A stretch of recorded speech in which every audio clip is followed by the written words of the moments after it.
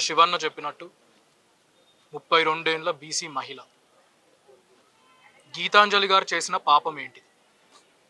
గీతాంజలి గారు ఒక రాజకీయ ఆరోపణ చేయలేదు, ఒక పార్టీ మీద కామెంట్ చేయలేదు, ఒక పార్టీ నాయకుల మీద కామెంట్ చేయలేదు. ఇళ్ళ పట్టా శివన్న చేతి మీద అందుకొని ఆ ఆనందంలో వాళ్ళ ఇంటికి వచ్చే స్కీమ్స్ గురించి, లబ్ధుల గురించి, బెనిఫిట్స్ గురించి ఆమె మాట్లాడారు. సంతోషంగా మాట్లాడారు, ఎంతూజియాస్టిక్గా మాట్లాడారు, తెలుగులో ఇంగ్లీష్లో చాలా చక్కగా మాట్లాడారు. దాన్ని అందరూ వైరల్ చేశారు, పోస్ట్ చేశారు. మీలో ఎంతమంది దాని కింద వచ్చిన కామెంట్స్ కానివ్వండి, ఆమె మీద జరిగిన ట్రోలింగ్ కానివ్వండి చూసారో లేదో నాకు తెలియదు. దాన్ని ట్రోలింగ్ అనరు, టెర్రరిజం అంటారు.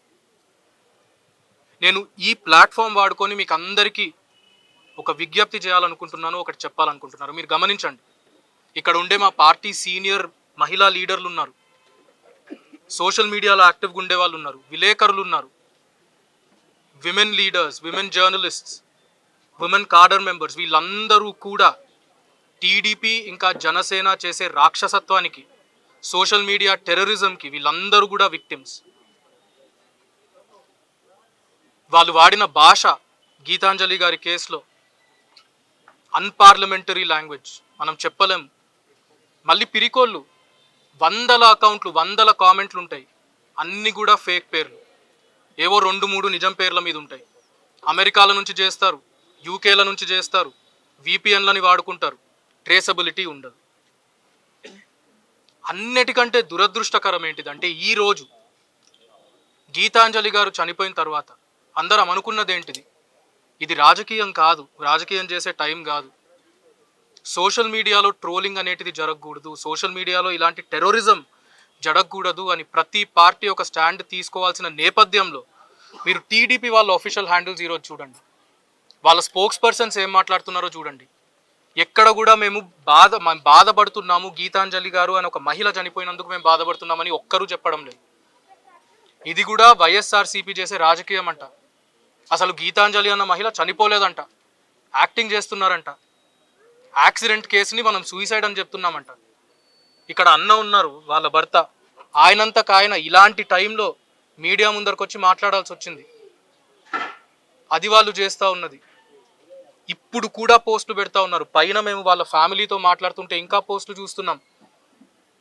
ఆ అమ్మను, గీతాంజలి అమ్మను మేము సోషల్ మీడియా ఆఫీస్కి ప్రతిరోజు పిలుస్తున్నామంట, ఆమెకు ట్రైనింగ్ ఇస్తున్నామంట.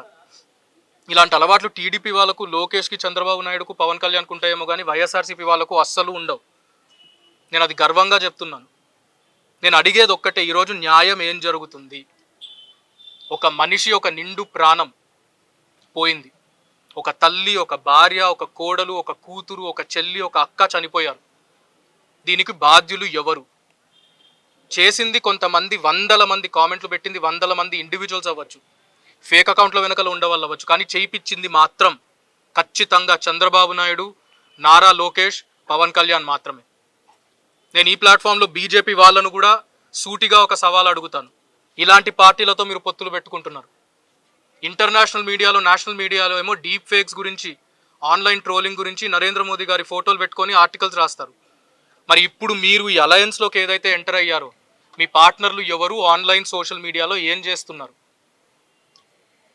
నేను నా గుండెల మీద చేయబెట్టుకొని చెప్తాను, వైఎస్ఆర్సీపీ సోషల్ మీడియాలో మాత్రం ఎక్కడా కూడా ఆడవాళ్ళ మీద అబ్యూజ్ అనేటిది జరగలేదు, జరగదు కూడా, అది జరగనివ్వరు మా నాయకులు జగన్మోహన్ రెడ్డి గారు.